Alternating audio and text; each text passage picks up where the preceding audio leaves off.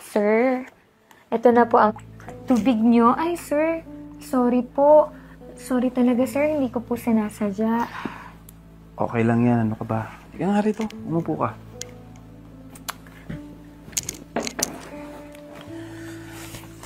Oh, pera. Sir, Para sa'yo yan.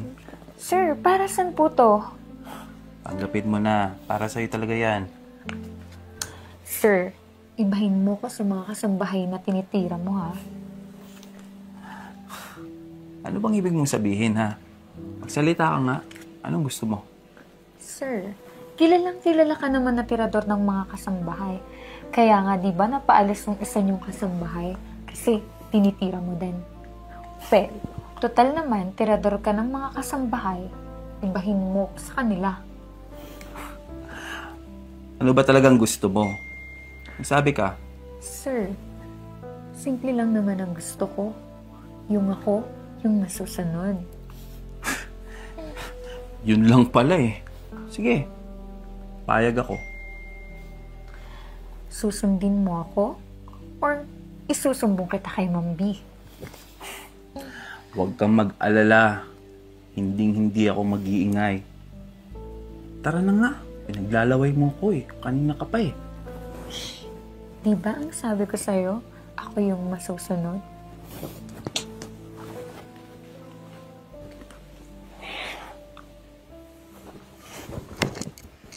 Ay. Alam mo, dadaling kita dun sa rest house ko sa Baguio. Sayong sayo yun. Tapos, dadalawin na lang kita linggo-linggo. Ayoko dun. Wala naman akong gagawin dun eh. At saka, di ba sabi ko sa'yo, ako yung masusunod? Kaya, susundin mo ko. Ang gusto ko, dito lang ako sa tabi mo.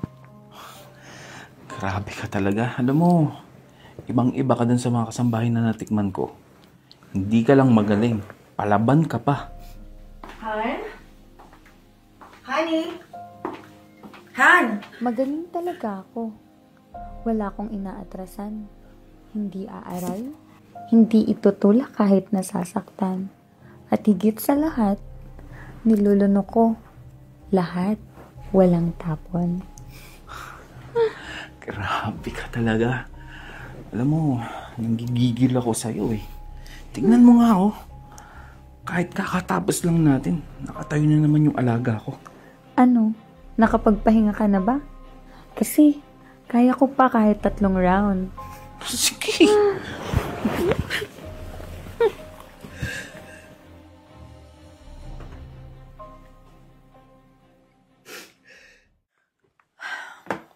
Yaya, aalis kami, punta kami Baguio.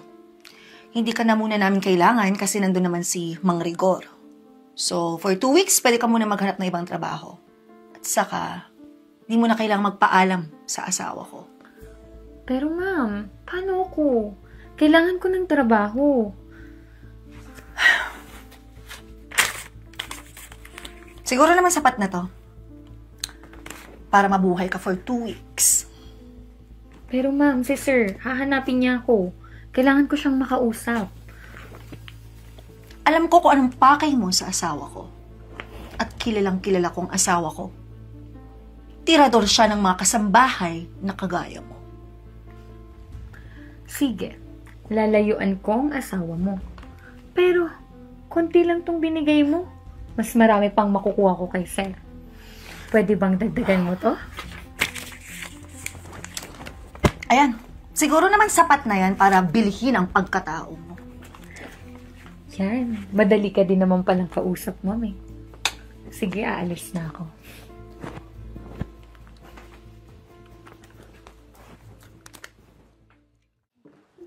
Excited ka na ba? Yes po, mami. So proud of you. Mahal, anak. Punta na muna kayo doon. Baka hinintay na kayo eh. May importanteng tao lang ako sasagutin.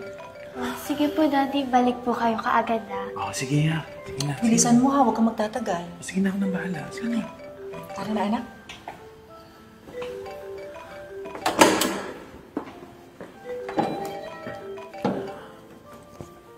Hello?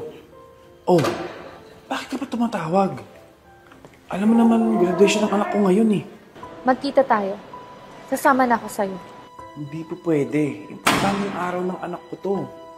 Hindi mo ba ako mahal? Ako kasi miss na kita eh. Kung ayaw mo naman, sige, magmo-move on na ako. O sige, sige.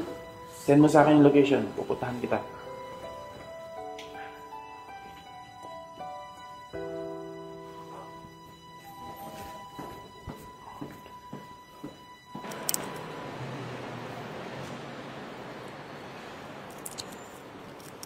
Oh.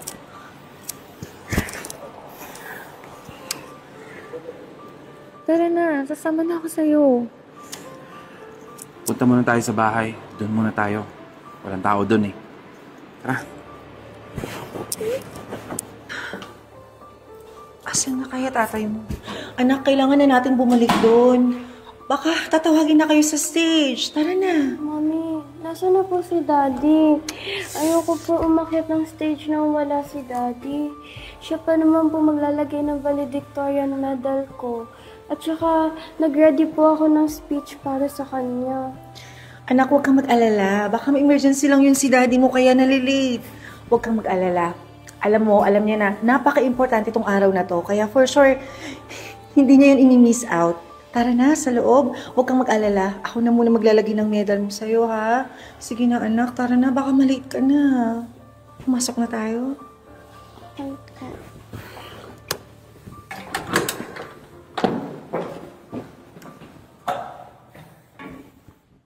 Grabe, sarap mo talaga. Teka lang. Ano to, RJ? Mga walang niya kayo! Wala kang silbi naman, alam mo yun, ha? Kung anak mo, pinagtatanggol pa man din naman kita. Pero ibang emergency naman pala inaasikas mo, kundi yung kati ng itlog mo! Ano ka? Anak, mahal. Mag-explain ako. Patawarin niyo ako. Daddy, hindi po ako nakapag-barge sa stage kasi hinihintay ko po kayo. Sa katunayan nga po, nag-ready pa po ako ng speech para sa inyo. Kasi proud na proud po akong ikaw yung daddy ko. Kayo po yung role model ko. Pero nagkakamali po pala ako. I hate you, Daddy. I hate you. Alam mo, sawa na ako sa pambababae mo! Pinagtatanggol kita parati sa anak natin! Alam mo, tinitiis ko lahat ng sakit para lang mabuo tong pamilya na to! Dahil alam mo, gusto ko maganda yung imahe mo sa anak natin, but this time, I will never forgive you! Lalayas na kami ng anak mo dahil hindi ka deserve na maging tatay ng anak ko! Sa lahat ng pambababae mo, magsama kayo! Aalis na kami ng anak mo, pupunta na kami sa US, doon kay Mama. Wala pang kwentang tao. Yung bayang-bulang ang importante sa'yo. Kaya ngayon, magsama kayo ng kabit mong mukhang paa!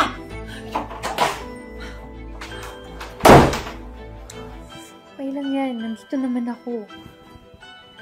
Ay, hibang ka ba? Pamilya ko yun.